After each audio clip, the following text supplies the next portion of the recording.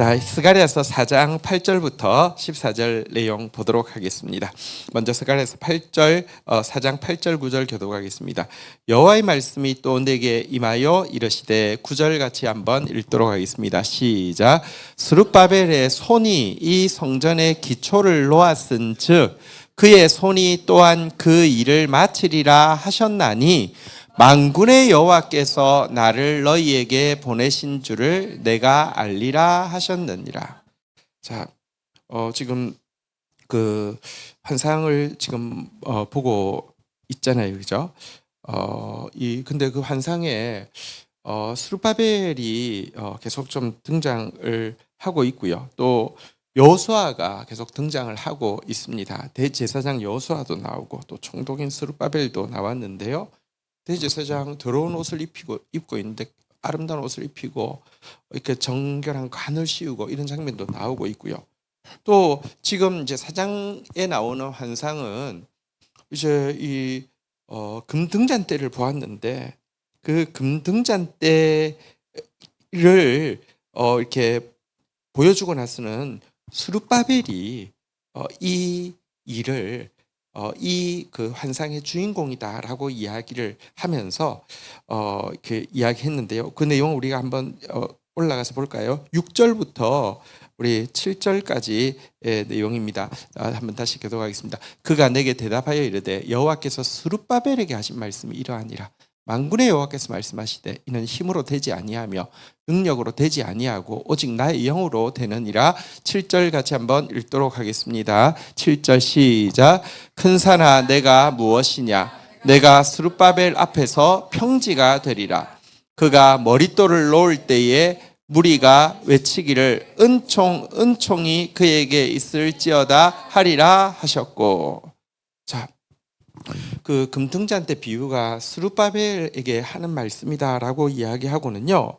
스룹바벨이 이 그 머릿돌을 놓았기 때문에 그에게 머릿돌을 놓을 때 여호와의 은총이 있을 것이다, 은총이 있을 것이다 그렇게 이야기하게 될 것이다라고 이야기했는데요. 9절에 보니까 머릿돌을 놓는 뿐 아니라 이제 시작한 그가 그 일을 마치게 될 것이다 라고 이야기하면서요. 이 마치게 된 것을 보고 한번 따라하겠습니다. 만군의 여호와께서 나를 너희에게 보내신 줄을 내가 알리라.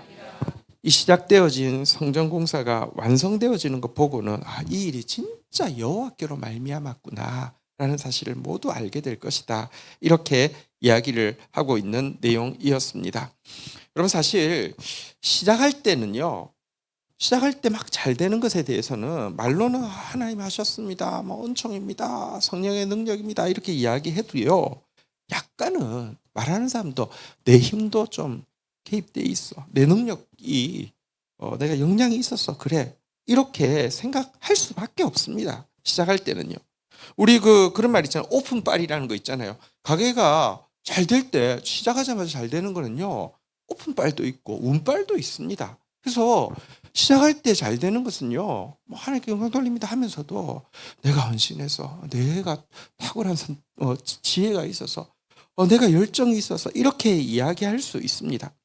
하지만 여러분 시작하는 거는 그럴 수 있지만 그게 완성되어지는 것 그리고 그 완성이라는 게 긴 시간이 걸리는 완성 게다가 그 완성이 무슨 세상적인 일이 아니라 하나님의 일이 완성되어지는 순결한 하나님의 일이 완성되어지는 것은요 절대 내 힘으로 내 능력으로 될 수가 없습니다.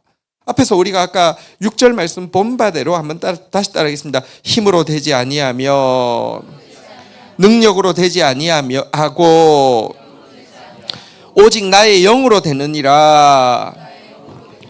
하나님의 일이 완성되어지는 것은요 진짜 우리 힘 우리 능력으로가 아니고요 오직 성령의 능력 외에는 불가능하고요 오직 우리 그 7절 나온 대로 한번 따라하겠습니다.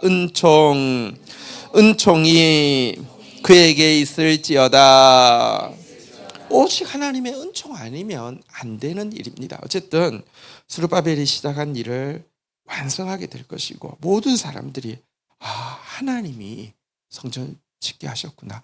하나님이 하신 것이구나. 9절에서 다 고백하게 될 것이다 라고 이야기했는데요. 사실 스룹바벨 성전이 그러니까 시작한 포로 기한으로부터는 치면 18년 걸렸거든요. 그리고 중단된 지 16년 만에 16년의 중단 기간을 거쳐서 완성이 되었는데요. 여러분, 이게 사실은 중단될 수밖에 없던 어려움도 있었고요. 재개되고 나서도요. 사실은 재개되고 난 이후에도 대적들의 공격이 있어서 잠시 멈출 수밖에 없었는데도요. 결국은 보레스 왕이 이건 정말 짓는 것을 막지 말라고 했던 조서가 발견되고, 그다음에 성전 공사를 반대하던 이 동편에 있는 총독들도 다 공사를 도리어 후원하면서 마치게 되었고요. 결국 진짜 하나님이 하셨구나, 이 사실을 고백하게 되었다, 될 것이다, 이렇게 이야기하고 있습니다. 빌립보서 1장 6절, 우리가 붙잡을 수 있는 약속의 말씀입니다. 같이 읽겠습니다. 시작. 너희 안에서 착한 일을 시작하신 이가 그리스도 예수의 날까지 이루실 줄을 우리는 확신하노라. 그 일이 하나님께서 하신 일이면요, 여러분, 시작하신 이는 이루실 것입니다. 그리고 우리로 하여금 정말 오직 성령, 오직 은총, 하나님이 하신 줄을 우리 하셨다라고 진실로 고백하게 될 것입니다. 이것이 우리의 소망입니다. 다시 이야기합니다. 시작의 때는요, 이렇게 뭐랄까요, 잘 되는 것에 내 힘이 들어갈 수 있지만 진짜 하나님의 일을 완성했을 때도 내 힘이, 내 의지가, 내 분별력이, 내 인맥이, 내 지식이 했다라고 이야기할 사람 정말 아무도 없는 것이 하나님의 일입니다. 하나님의 일은 절대로 인간의 힘으로, 인간의 능력으로 되는 일이 아닙니다. 그런데 이 불가능한 일을 하나님이 시작하셨으며 우리가 포기하지만 아니하면 하나님이 이루십니다. 이 사실을 우리는 확신해야 됩니다. 제가 지금도 가지고 있는 확신이 있습니다. 사실은 이제 우리 GT 사역이 벌써 36년, 37년이 됐는데요. 시작할 때 왜 됐는지 모르겠습니다. 근데 됐습니다. 진짜 정말 어마무지할 정도로 됐습니다. 이유는 모르겠습니다. 근데 그때는 저도 약간 기여가 있었다고 생각할 수밖에 없었고요. 또 그런 생각 조금은 있었습니다. 근데 지금은요, 사실 그때를 되돌아보면, 그러니까 정말 은혜이기도 했지만 그 은혜를 제대로 관리 못한 내 모습에 대해서 참 부끄러운 마음밖에 없습니다. 근데 이후에 만약 하나님 주신 말씀이 이루어진다고 하면 진짜 내가 했다고 할 수 있는 요소가 진짜 아무것도 없다는 것 외에는 고백할 수 없습니다.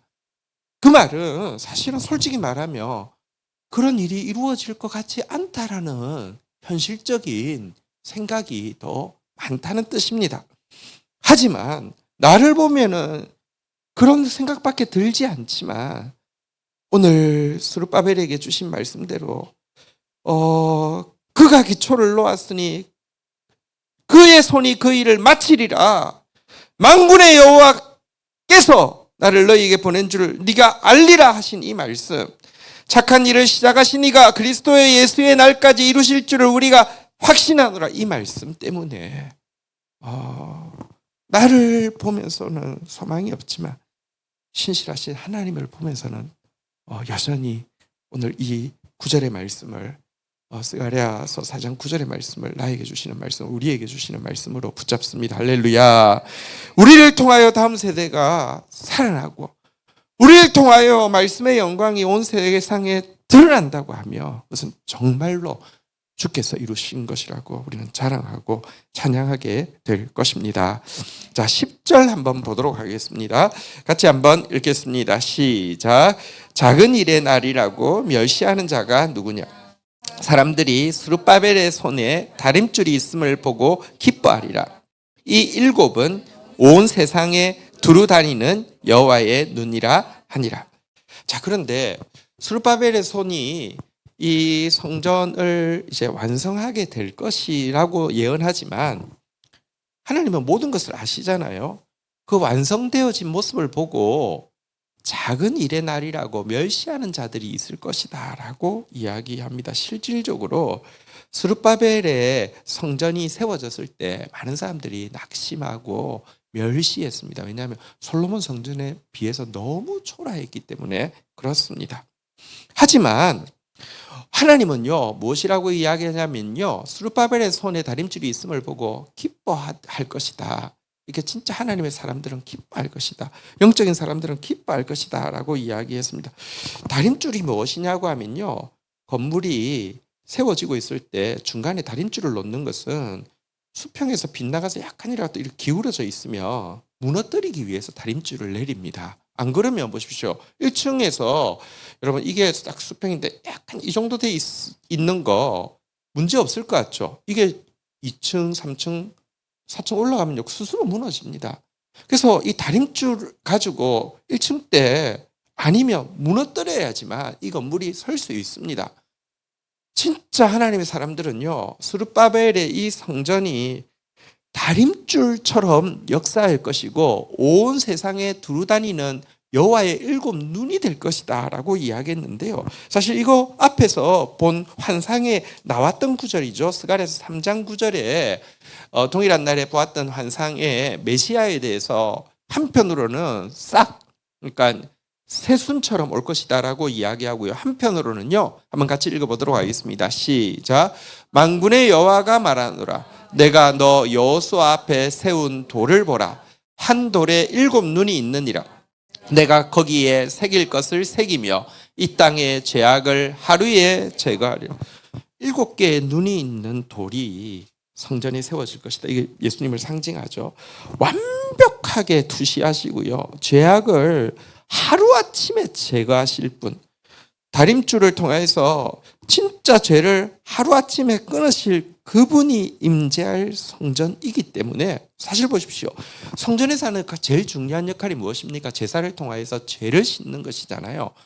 계속 제사를 드려도, 솔로몬 성전, 그 화려한 성전에서 뭐 수천 마리씩 제사를 드려도요, 죄가 끊어지지 않는데, 이 스룹바벨 성전에 오실 이 7개의 눈을 가지신 완벽하게 죄를 살피실 뿐만 아니라 당신의 보혈로 완벽하게 죄를 한순간에 제거하실 분이 오시는 날이 그날이기 때문에 우리 지금 본 바 10절대로요, 이것은 멸시할 날이 아니라 이것은 정말로 기뻐하고 소망할 날이 될 것이다.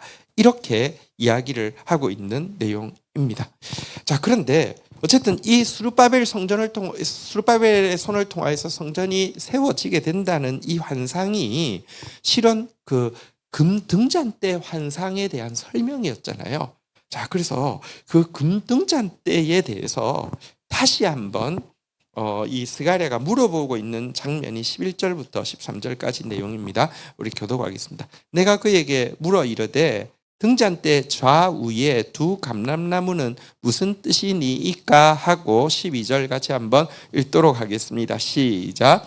다시 그에게 물어 이르되 금기름을 흘리는 2 금관 옆에 있는 이 감람나무 2 가지는 무슨 뜻이니까 하니 13절 같이 읽을까요? 시작. 그가 내게 대답하여 이르되 내가 이것이 무엇인지 알지 못하느냐 하는지라. 내가 대답하되 내 주여 알지 못하니이다 하니. 자, 그가 지금 이제 환상에서 제일 처음에 본 것은 등잔대를 보았습니다. 자, 그런데 그가 본 등잔대는 성소와 네모나게 한쪽에는 떡상이 있고요, 한쪽에는 등잔대가 있는데 그 등잔대하고 모양이 같으면서도 다른 것이었습니다. 어떻게 다른지 한번 좀 그림으로 보여드리겠습니다. 자, 혹시 여기 이쪽 잘 보이십니까? 죄송합니다. 자, 이쪽 성전 안에 있는 등잔대는요, 실제 크기가 이거보다는 조금 더 작습니다. 한 1.8m 정도 되니까 한 이 정도 될까요? 예. 자, 이게 그 등잔대가 몇 개입니까? 7개죠. 자, 그런데 기름을 매일 제사장이 매일 들어가서 기름을 부어야지 아침 저녁으로 가서 아침에 부으면 그게 저녁까지 타고 저녁에 부으면 다시 아침까지 차고, 그래서 이걸 위해서 매일 들어가서 제사장이 하는 게 이거였는데요. 스가랴서에 본 기름 이 등잔 때는 조금 달랐습니다. 그러니까 뭐 우리가 정확한 것을 알 수 없지만 상상도입니다. 밑에 보면 뭐가 있냐고 하면요, 기름 그릇이 있습니다. 그리고 그 기름 그릇에서 등잔대까지, 이거는 그냥 막혀 있는 거라고 하면 이건 사실 순금을 쳐서 그냥 늘여서 만든 것이거든요. 근데 요거는 관입니다. 그래서 이 기름이 밑에 기름이 위로 쭉 계속 올라가는 것입니다. 그러니까 그 차이가 있는데, 그런데 그래도 기름 그릇에 기름이 떨어질 수 있잖아요. 근데 그 기름 그릇에 기름이 떨어지지 않도록 양쪽에 감람나무가 2개가 있어서 올리브를 산지 직송으로 그냥 만들어서 짜가지고 넣어주기 때문에 이게 꺼질 일이 없는 이런 등잔대를 보았다는 겁니다. 그래서 이게 보았을 때요, 사실은요, 우리 스가랴서 4장 4절로 가면요, 이걸 볼 때에도요, 그가 묻습니다. 내 주여, 이것들이 무엇이니까? 그러니까 5절에 보면 네가 이것이 무엇인지 알지 못하느냐, 이렇게 천사가 물었고요. 그러자 스가랴가 내 주여 내가 알지 못하나이다, 이렇게 대답했는데요.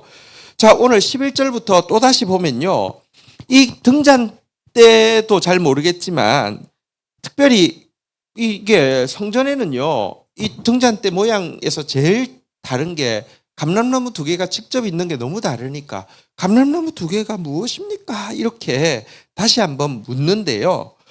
11절에 한번 묻고 12절에 또 한번 묻잖아요. 그죠? 금기름을 흘리는 2 금관 옆에 있는 이 감람나무 2가지는 무슨 뜻이니까? 이렇게 물어요. 근데 세 번째 13절에 보니까 천사가 또 이야기하잖아요.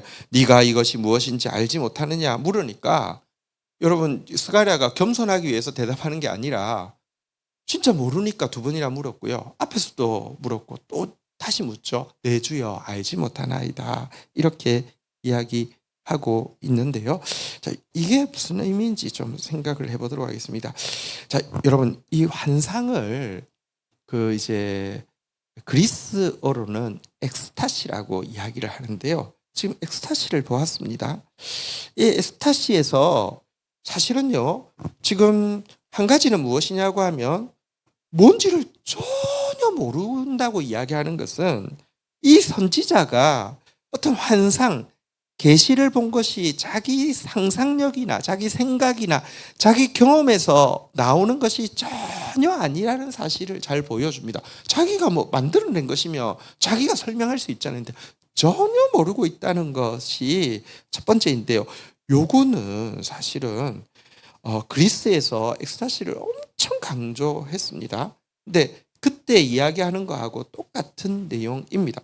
여러분 사실 그리스가 제일 유명한 게 철학이잖아요. 그리스 철학. 근데 그리스 이성이 가장 많이 활발하게 작동하던 시기에 여러분 제일 동경한 게 동시에 엑스타시, 이 환상, 이 계시, 이 초월경에 대한 그 갈망이 엄청나게 강했습니다. 왜냐고 하면요, 이성의 끝까지 가보면 이성이 정말 별거 아니라는 것을 알기 때문에, 여러분 우리가 뭐 제일 잘 아는 그리스 철학하면 뭐 플라톤, 소크라테스 뭐 이런 사람들이잖아요, 그죠? 근데 플라톤이 소크라테스가 한 대화를 묶어서 기록한 책인 대화편에 보면요, 이렇게 이야기합니다.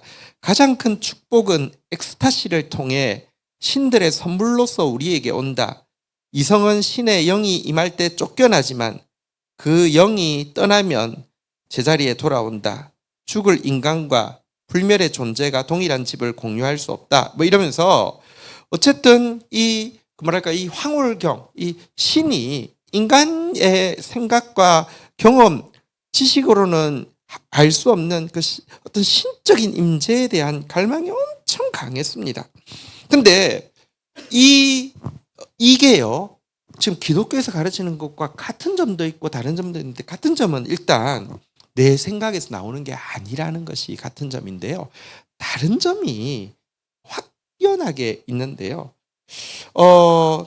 다른 점이 무엇이냐고 하면 첫 번째는 여러분 이 그리스 철학에서 이야기하는 엑스타시는요. 이성의 개입의 가능성이 전혀 없다는 것입니다. 그러니까 황홀경이 깨어난 이후에 자기가 본 것에 대해서 말한다는 것은 그는 진정한 황홀경을 본 게 아니라는 거죠. 그러니까 황홀경인 상태에서 막 주저리 이야기했는데 제정신 딱 들고 나서 아무 생각이 안 나면 그건 진짜 황홀경인데 깨고 나서 기억하면 그건 황홀경이 아니라고 이야기를 하거든요. 왜냐하면 이성의 역할이 아니었으니까.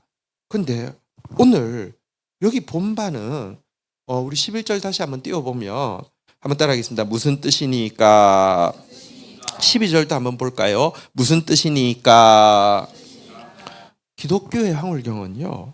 기독교의 이 계시와 환상 체험에는요. 하나님께서 우리에게 계속 생각하게 하는 요소가 들어가 있음을 보게 됩니다. 여러분 고넬료가 베드로가 환상을 보았잖아요. 그죠? 황홀경을 보았잖아요. 이렇게 낮 12시에 밥 먹어야 되는데 근데 기도 시간에서 잠시 기도하러 갔고 빨리 밥 냄새 나서 빨리 내려가려고 했는데 갑자기 황홀경이 임했습니다. 이렇게 보자기에 부정한 짐승들이 막 쌓여서 내려오는데 잡아먹으라 하는데 아닙니다. 올라갔더니 다시 잡아먹으라 아닙니다. 다시 올라가서 잡아먹으라 아닙니다. 하고 내려왔단 말이에요. 그런데 우리 사도행전 10장 17절에 한번 보면요. 이런 말씀이 있습니다. 사도행전 10장 17절 우리 같이 한번 읽도록 하겠습니다. 시작.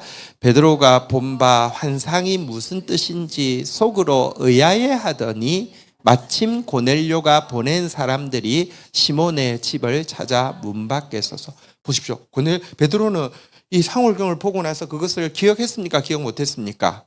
기억했습니다. 기억할 뿐만 아니라 무슨 뜻인지 계속 궁금해했습니다. 마치 스가랴하고 똑같이 이것이 무슨 뜻이니까 이것이 무슨 뜻이니까 계속 생각하고 있었다는 것입니다.